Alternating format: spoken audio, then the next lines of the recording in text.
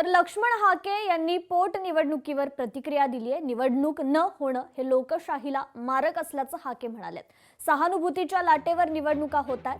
बारामतीकरांच्या समस्या आम्हाला माहिती आहेत। बारामतीकरांकडे मतदान रूपी दान मागू असं हाके म्हणालेले आहेत।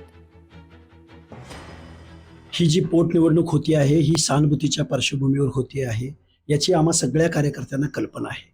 तरी सुद्धा या शासनाविषयी आमच्या मनामध्ये एक आमच्यावर अन्याय होतोय, आम्हाला डावललं जातंय किंवा ओबीसींचे प्रश्न सुटत नाहीत किंवा आमच्या मागण्यांना वाटाण्याच्या अक्षता लावण्याचं काम या महाराष्ट्रातले सत्ताधारी करतायत।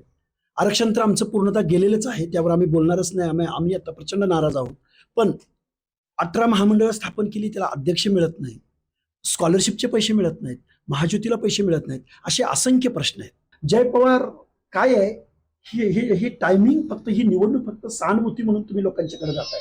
पण बारामतीचे प्रश्न, बारामतीच्या समस्या ह्या आम्हा चळवळीतल्या कार्यकर्त्यांना जेवढ्या माहिती आहेत आम्ही लोकांना कन्व्हिन्स करू। आम्हाला कल्पना आहे, आम्ही ग्रामपंचायतीचे सदस्य सुद्धा नाहीत आमच्या कुटुंबामध्ये कोण, कल्पना आहे आम्हाला।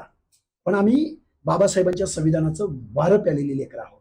त्यामुळे कोण पैशाच्या जोरावर, नावाच्या जोरावर, सहानुभूतीच्या जोरावर, सत्तेच्या जोरावर चळवळीतल्या कार्यकर्त्यांना किंवा लोकशाहीला चिरडू पाहत असतील तर लोकशाहीच्या सन्मानासाठी आम्ही निश्चित सोमवारी वेळ येईल, तुम्हाला कळेल। लोकशाही मराठी ऐका, पहा, जागरूक रहा।